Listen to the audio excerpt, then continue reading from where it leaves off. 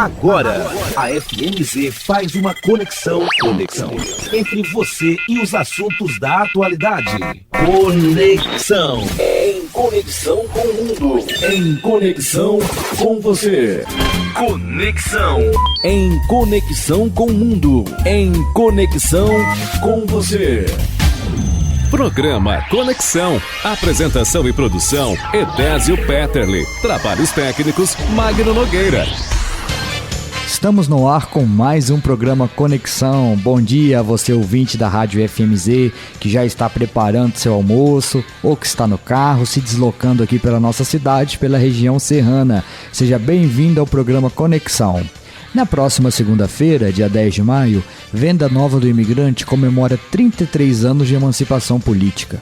O formoso recanto, escrito por Benjamin Falquetto, se destaca na região serrana como um polo de forte comércio, serviços de saúde, educação e agroturismo. Uma terra de oportunidades que atraiu os imigrantes italianos no início do século XX e continua abrindo suas portas aos novos imigrantes que chegam a essa terra em busca de oportunidades. Venda Nova tem sua história preservada de diversas formas, mas olha sempre para o futuro, para a inovação e constrói seu próprio caminho. Assim como fizeram seus primeiros moradores com enxadas e a força do braço, hoje o povo vendanovense busca o desenvolvimento e a qualidade de vida nesse território, que já reúne cerca de 25 mil habitantes. O programa Conexão de hoje vai abordar o início da ocupação do território de Venda Nova pelos imigrantes italianos e como essa colonização influenciou e contribuiu para essa Venda Nova de hoje, que é minha, que é sua, que é nossa. Para a conversa de hoje, nosso convidado é Renato Petterle, doutorando em História, que vem pesquisando a história local, as memórias e a organização social de Venda Nova. Bom dia, Edésio, bom dia o pessoal da Rádio FMZ, bom dia a todos os ouvintes. Eu agradeço o convite mais uma vez aqui do programa Conexão. Já participei uma vez aqui no ano de 2014, falando sobre intolerância religiosa, e hoje estamos aqui para falar um pouquinho sobre a história de Venda Nova. Tenho certeza que será uma conversa muito proveitosa, Renato. Mas antes de iniciarmos nossa entrevista, nós vamos para um rápido intervalo, mas já voltamos. Fiquem conosco. Conexão. Apresentação, Edésio Petterle. Estamos de volta e hoje recebemos aqui no programa Conexão o doutorando em História Renato Petterle e vamos conversar sobre a história de Venda Nova, sobre a história da imigração italiana aqui no nosso município. Renato, quais as raízes da imigração em Venda Nova e como foi esse período de assentamento das primeiras famílias aqui no município? O Edésio, para falar de Venda Nova, a gente tem que falar de imigração italiana, né? E o homem sempre se deslocou pela superfície da terra em busca de melhores condições de sobrevivência. O homem sempre migrou desde a pré-história. E esse deslocamento de seres humanos pela superfície da terra é o que a gente chama de migração. Mas é a partir do século XIX que grandes quantidades de pessoas vão se deslocar. É a partir do século XIX que grande quantidade de europeus vão se deslocar buscando melhores condições. E claro que a migração ela parte do filtro pessoal do indivíduo, mas existem condições gerais que motivam essa saída. Então eu vou falar alguns motivos aqui que foram determinantes para o fluxo migratório italiano da segunda metade do século XIX, que é o que interessa para a história de Venda Nova, né? O principal fator que motivou as migrações italianas foi a chegada das relações capitalistas de produção que atingiram toda a Europa e atingiram também os camponeses italianos. Mas como assim, né? Relações capitalistas de produção? É assim, antigamente o camponês italiano trabalhava no pequeno pedaço de terra com a sua ferramenta, transportando as suas mercadorias em burros e cavalos. Acontece que com a chegada das máquinas da Revolução Industrial, o trabalho de um operário vai passar a equivaler ao trabalho de vários camponeses. E com a Revolução Industrial também chegam as locomotivas a vapor. E locomotivas a vapor transportam muito mais mercadorias do que burros e cavalos. Então, assim, milhões de camponeses italianos não vão ter como mais fazer concorrência frente aos grandes proprietários de terra, que se tornavam proprietários de terra através de leilões. Porque antes a terra na Itália era um meio de sobrevivência do camponês. A terra era utilizada pelo camponês como meio de tirar a sua renda, de tirar o seu sustento. Só que com a chegada do capitalismo, a terra também passa a ser um instrumento de venda. Então esses proprietários, quando eles introduzem as máquinas nos campos, eles deixam milhões de camponeses sem trabalho. E a indústria italiana que estava nascendo na época não era suficiente para dar conta de absorver essa mão de obra que ficava disponível nos campos. Então, Edésio, um outro fator que também foi muito determinante para o fluxo migratório italiano foi que o avanço da ciência ele trouxe melhores remédios. E esses remédios combatiam as doenças, combatiam as enfermidades e controlavam a mortalidade. Então isso fez que o número de pessoas aumentasse muito. Para você ter uma noção, a Itália tinha, em 1887, a Itália tinha 30 milhões de pessoas, mas 21 milhões ainda viviam nos campos. Então, Edésio, é assim, se você tem uma família muito numerosa, se você não tem mais a terra, se você não tem mais de onde tirar o seu sustento, a sua família vai começar a se alimentar mal. A sua família vai começar a ingerir uma quantidade de calorias que não é suficiente para uma boa dieta. A sua família vai começar a passar fome e em muitos lugares da Itália vai se comer insetos, vai se comer sopa de cebola. E segundo o livro do Silmar Franceschetto, Lembranças Camponesas, em alguns lugares da Itália, um ovo vai chegar a ser dividido em 7 pessoas na Itália, né? Um outro fator que também foi determinante para as migrações italianas foi o processo de unificação que a Itália vai passar no século XIX. É assim, a Itália, em pleno século XIX, ela não era um país unificado como é hoje o Brasil. A Itália era um emaranhado de povos, de reinos, de ducados, de principados, cada um com a sua língua, com o seu costume. E a Itália vai passar por um processo de unificação que foi um processo de unificação muito conturbado, com muitas guerras, com muitos conflitos. E essas guerras massacraram boa parte da população. Aí, ao final do término do processo de unificação na década de 1860, os camponeses vão permanecer como antes. Os camponeses não tiveram suas reivindicações atendidas, eles continuaram sem terra, sem trabalho e passando fome. E ainda foram excluídos do sistema eleitoral, ou seja, continuavam sem voz. Porque a nobreza italiana vai continuar detentora das grandes propriedades de terra no sul e principalmente no sul, né, e no centro da Itália. Então esses são os fatores gerais que explicam o fluxo migratório italiano da segunda metade do século XIX. Claro que existem condições específicas de cada região, né? Como por exemplo na região do Trento, atual norte da Itália, mas que na época fazia parte do Império Austro-Húngaro, mas que o Trento era uma região de cultura e língua italiana. Na região do Trento, o Império Austro-Húngaro se metia em muitas guerras e muitas confusões.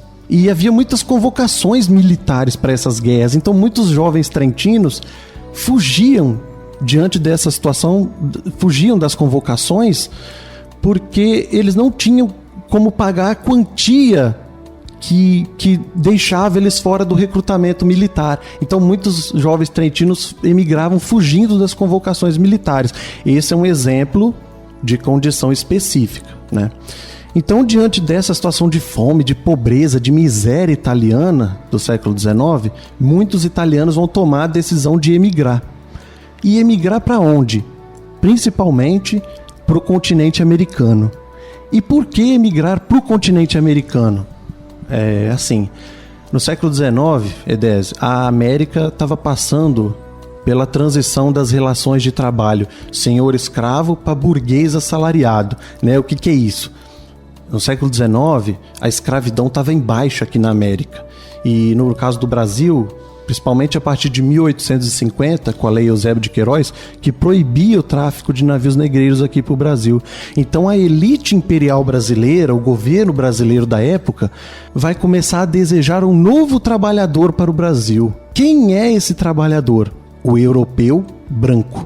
Aí é importante ressaltar que se havia sim trabalhadores disponíveis aqui no Brasil, os negros livres, os caboclos, os ex-escravos, mas a elite imperial brasileira queria o europeu branco para ser o responsável pelo desenvolvimento do Brasil. Era o europeu branco que iria vir para branquear o Brasil, que era um desejo da época também, se branquear o Brasil. Então o Brasil vai começar com muitas propagandas na Itália, propagandas na Espanha, propagandas na Alemanha, com propagandas dizendo que aqui no Brasil havia muitas terras férteis, de que as terras seriam cultiváveis, de que aqui o imigrante ia conseguir realizar o seu sonho de conseguir um pedaço de terra, que era o desejo de muitos imigrantes italianos. E os governos das províncias de São Paulo e até mesmo os fazendeiros de café aqui do Brasil vão pagar muitas passagens para os imigrantes vir para cá. E essas passagens pagas foram condições determinantes para que muitos italianos e muitos espanhóis também do sul da região da Andaluzia viessem aqui para cá.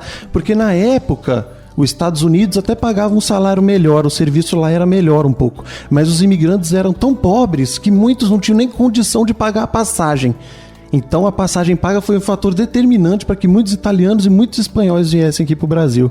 Então os imigrantes vão chegar nas fazendas de café do Rio de Janeiro e São Paulo, e eles vão chegar no momento que os fazendeiros ainda não tinham separado o jeito de lidar com o escravo do jeito de lidar com o imigrante. O fazendeiro, ele confundia os trabalhadores.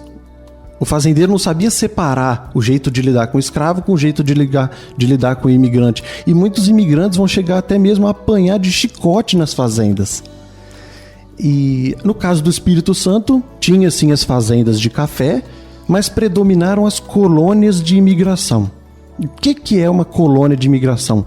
É um pedaço de terra destinado aos imigrantes, e nesse pedaço de terra os imigrantes deveriam trabalhar e produzir. A principal colônia que interessa para a história de Venda Nova é a colônia do Rio Novo, que abrangia os atuais territórios de Alfredo Chaves, Rio Novo do Sul, Iconha, um pedaço de Anchieta, um pedaço de Guarapari, um pedaço de Marechal Floriano. Então, Renato, os imigrantes eles não chegaram diretamente em Venda Nova depois que vieram da Itália, né? Estando no Brasil, como que os imigrantes chegaram a esse território que hoje é Venda Nova? O imigrante chegava ali no porto de Benevente, atual município de Anchieta, no sul do estado, e era direcionado para as colônias de imigração. E nesse trajeto para as colônias de imigração, os imigrantes passaram muitas dificuldades. Os rios não eram totalmente navegáveis, as estradas eram muito ruins, lamacentas, as matas eram fechadas, e muitos imigrantes chegaram até mesmo a ter que se abrigar debaixo de pedras, vivendo praticamente em cavernas, e também debaixo da catana. A catana, que é uma árvore bem alta, com raízes elevadas sobre solo.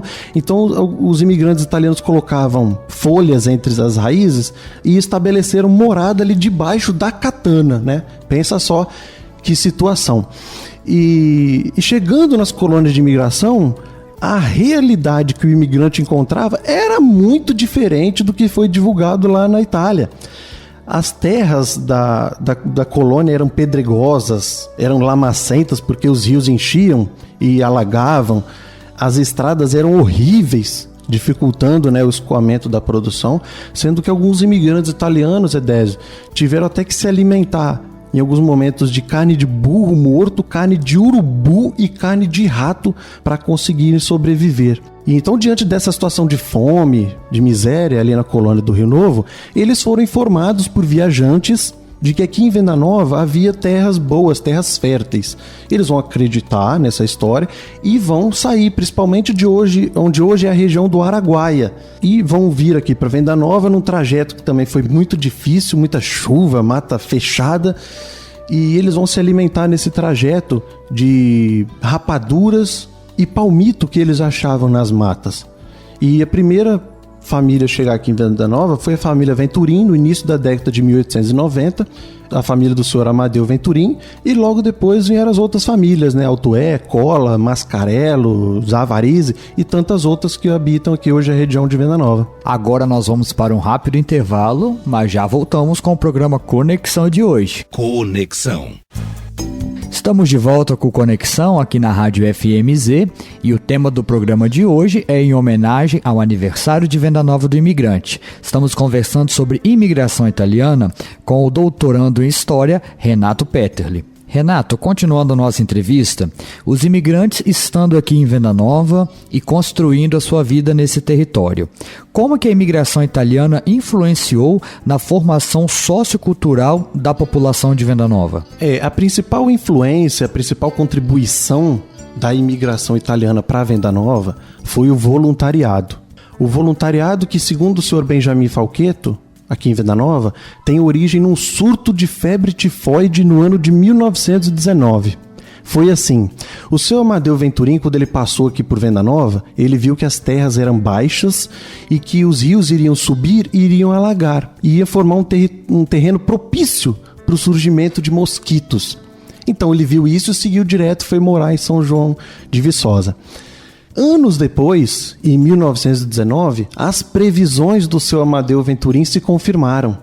Venda Nova foi atingida por um surto de febre tifoide que atingiu muitas famílias.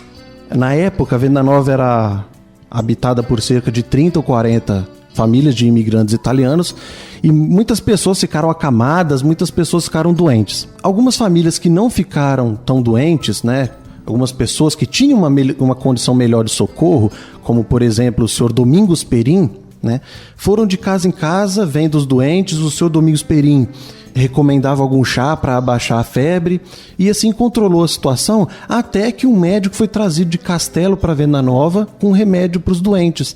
Então essas famílias que não ficaram tão doentes ajudaram as outras famílias nos trabalhos diversos, como na colheita do café, na colheita do milho, na colheita do feijão, fazendo os afazeres domésticos. E esse espírito voluntariado, ele perpassou a história de Venda Nova toda, seja na construção de igrejas, na construção de estradas. E no ano de 2013, com o projeto de lei do Thiago Otoé, o voluntariado ele foi declarado um patrimônio histórico e cultural de Venda Nova. E hoje Venda Nova é reconhecida como capital do voluntariado aqui no estado do Espírito Santo. Então, a principal contribuição da imigração italiana para Venda Nova foi o voluntariado. Realmente, Renato, o voluntariado eu acredito que seja uma das grandes marcas de Venda Nova e o que a torna diferente de outros municípios. E também pelo voluntariado, nós percebemos em Venda Nova uma união significativa em torno de instituições, de entidades, de grupos que contribuem para o município ser o que ele é. Como essa formação de trabalho faz a diferença na história do município? Esse espírito de união que os imigrantes tiveram fez com que eles se aproximassem. E diante das dificuldades que a região aqui impunha a eles, a única estratégia de sobrevivência que eles tinham era de permanecer unidos. E essa união entre os imigrantes resultou em diversos grupos e associações. Isso desde o começo do século XX, com a Cooperativa do Café, até outros grupos como Casa da Cultura, Agrop e tantos outros. E no meu trabalho de mestrado eu tive a oportunidade de visitar 4 associações aqui em Venda Nova, a FEPOL, Trevisani nel Mundo, Círculo Trentino e Coral Santa Cecília. E assim, a FEPOL, a associação mais famosa, a história da FEPOL está ligada diretamente à Festa da Polenta, que acontece desde 1979 aqui no município.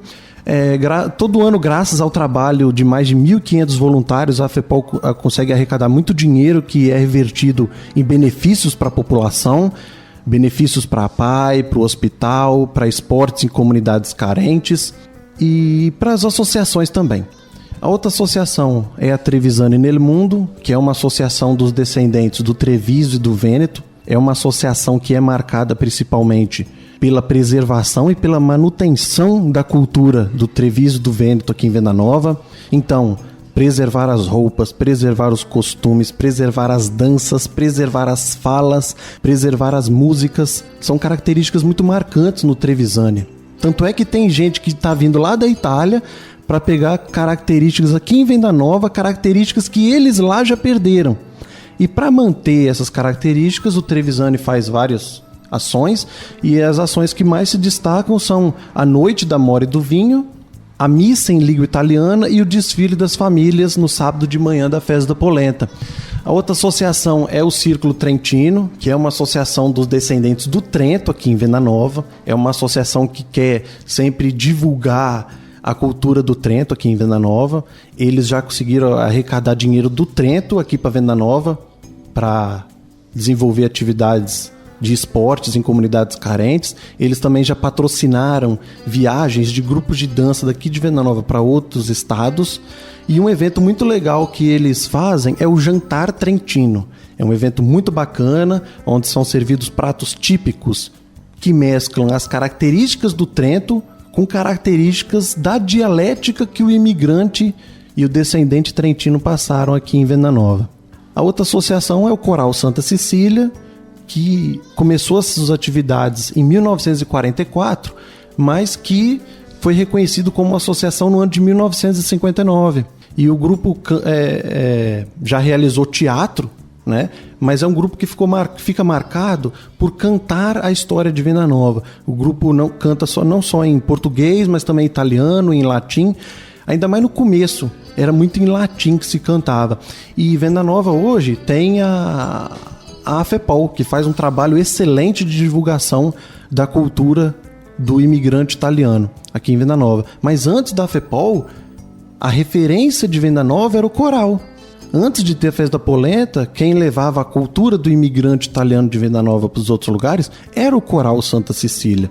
Então foram essas associações que eu visitei e elas são muito importantes para a história de Venda Nova. Vamos fazer agora mais um intervalo, mas é rápido, e já voltamos com o programa Conexão. Conexão, em conexão com o mundo, em conexão com você. Estamos de volta com o programa Conexão aqui na Rádio FMZ e hoje a nossa conversa é com Renato Peterle. Renato, falamos até aqui muito sobre história, né? Agora eu te pergunto, qual é a importância das novas gerações conhecerem a história do município e quais são os desafios para o futuro da história de Venda Nova?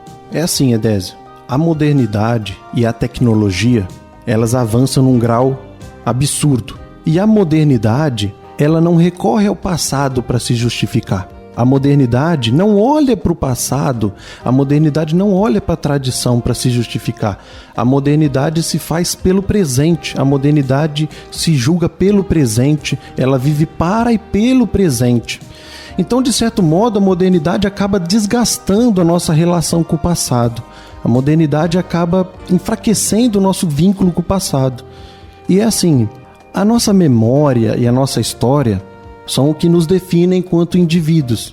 Se retirar da gente as experiências violentas e carinhosas que a gente recebeu na nossa vida, se retirar da gente a nossa memória, se retirar da gente a nossa história, a gente vai ficar sem identidade, a gente não vai ter uma referência, a gente não vai saber como se guiar.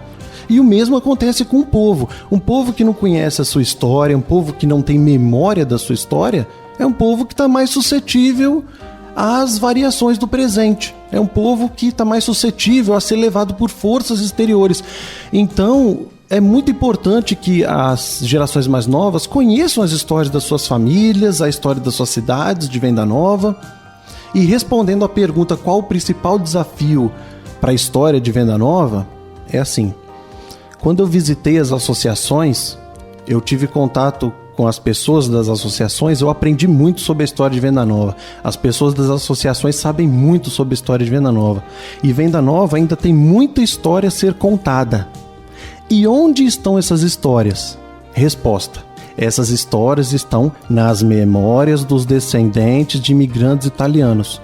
Então é urgente que sejam feitos mais trabalhos de história oral, para que essas memórias sejam visitadas, para que essas memórias sejam trazidas à tona e para que essas memórias principalmente sejam valorizadas e sejam registradas.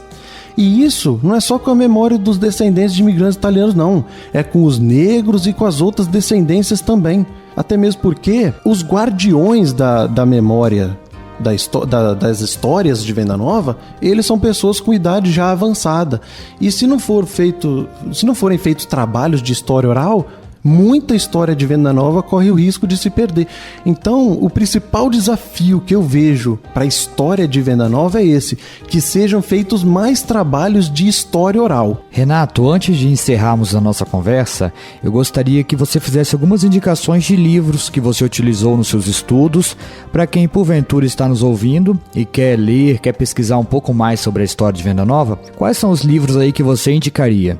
Vou indicar aqui uma bibliografia local que eu utilizei, a bibliografia dos autores, são os livros do Sr. Benjamin Falquetto, os livros do Sr. Máximo Zandonadi e o livro do Padre Cleto. É muito importante que as pessoas leiam esses livros, porque tem muito conhecimento sobre a história de Venda Nova. Um livro que não é de um autor daqui de Venda Nova, mas que é muito importante para conhecer o contexto histórico da imigração italiana, é o livro Colônias Imperiais na Terra do Café, do autor Renzo Grosselli, e é um livro que está disponível na internet, no site do Arquivo Público do Espírito Santo, só digitar lá que vai aparecer. E também divulgo aqui o meu trabalho, né? Se chama Associações e Memória da Imigração Italiana em Venda Nova do Imigrante, 1959-2020. Só digitar no Google também que aparece. Conexão. E assim chegamos ao final do programa Conexão de hoje, onde conhecemos um pouco mais das raízes da história de Venda Nova do Imigrante, da influência da imigração italiana na nossa cidade. Agradeço ao nosso convidado, o doutorando em História Renato Peterli. Obrigado, Renato, por essa aula aqui de História no programa Conexão, e seja sempre bem-vindo e sucesso aí nos seus estudos. Com certeza, Désio. Eu que agradeço o convite, parabenizo você, parabenizo a Rádio FMZ por sempre abrir espaço para assuntos diversos. É muito importante fomentar a diversidade na comunidade, e parabéns para a Venda Nova, né? Essa cidade que a gente nasceu, onde a gente vive, né? Uma cidade que faz muitas festas para o povo. Isso aí, muito obrigado. Obrigado, Renato, e obrigado também a você, ouvinte, que nos acompanhou em mais uma edição do programa Conexão. Parabéns, Venda Nova, parabéns ao povo vendanovense, que assim como essa história inspiradora, o futuro de Venda Nova também seja brilhante. E claro, para isso acontecer, depende de cada um de nós. Obrigado a você, ouvinte, e até o próximo programa Conexão. Até lá! Conexão. Em conexão com o mundo. Em conexão com você.